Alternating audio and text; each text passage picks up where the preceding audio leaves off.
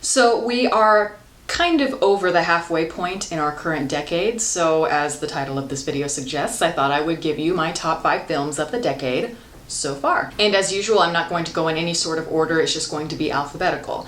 So let's start with number 1. My first film is Boyhood, which is directed by Richard Linklater.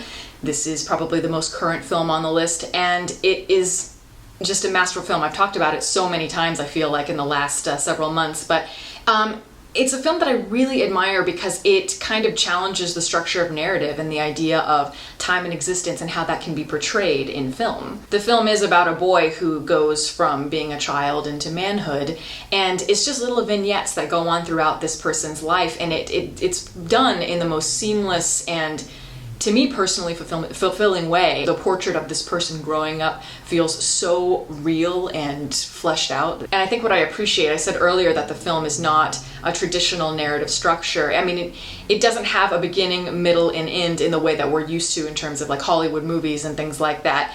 But I think what Richard Linklater is doing is he's kind of challenging the idea of what a landmark is. You know, life is not necessarily about when you graduate or your wedding or when you have a child or if you win a gold medal at the Olympics.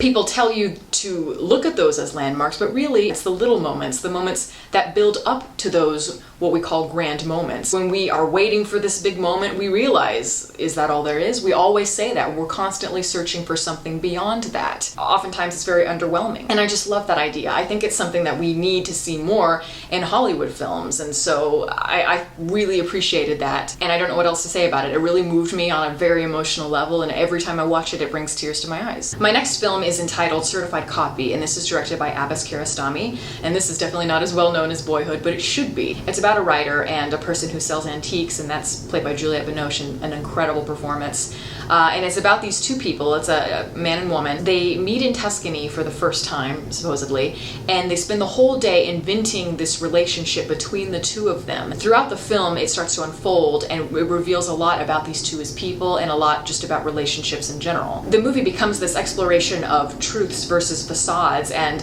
what's going on beneath all of that in people, and it's kind of about the importance that we place on both of those things in all kinds of different circumstances. It's a very original type of film, and it's an absolute masterpiece in terms of just the way that it's written and the way that it unfolds. It really has this sort of intricacy that I don't see often in films. In fact, just in terms of films about relationships, I think that this is probably one of the best ones I've seen in years. It's something that you can interpret in so many different ways. I mean, one person can come out of the movie thinking that these two people have never met before and that they're inventing this entire relationship, or another person can come out of it thinking that these people have known each other for a long time. They're actually a couple or they're married and they're trying to reinvent their relationship and make it more interesting. I'm not going to tell you what I think because I want to leave that to you to decide when you see it, because you should. And plus that's just an entire video on its own. I could analyze this forever. And I think that says a lot about what we feel as well in terms of relationships and the idea of interpretation. So it's very complex. The next film on my list is Holy Motors, and this is directed by Carax. And this is a very interesting piece because it's so surrealistic, and I love surrealistic films. So maybe I'm biased. It's so rich and so full of so many things that you can't just watch it once. I feel like this movie is so much smarter than I ever will be. It's so brilliant. It's basically on this other wavelength that we're all just kind of taking baby steps to catch up towards. I honestly don't even know how to review it. When I first saw it, I was just like, I was speechless because there was just so much going on.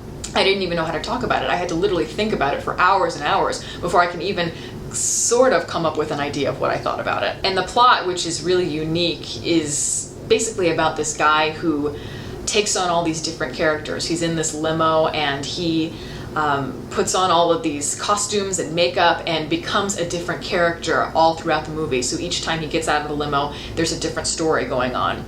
And at first when I was watching it, I felt like this was kind of a satirical look at Hollywood. Even though it is dark, it has a lot of humor in it, which gives it that satirical edge. But then it becomes more about how, I guess, we're slowly alienating ourselves in terms of just how we're living our lives, and especially in this more digital age. But then it starts challenging the idea of what people are and what film is. It's talking about how filmmaking is a glimpse into the dream world, but what does the dream world mean to us? Do we even exist? There's a lot going on. And I'm not kidding when I say that, because there are apes in this movie, there are talking cars, there's a love scene that's done through motion capture. So, I mean, it has everything, but I love that. I feel like it's taking all of these different motifs that you could see as being art or something that might be in a dream world, and it's just pushing through those barriers and breaking through those constructs of what we see film to be and what we see ourselves as, if that makes sense. And my next film is Inside Llewyn Davis by the Coen brothers, Joel and Ethan Coen.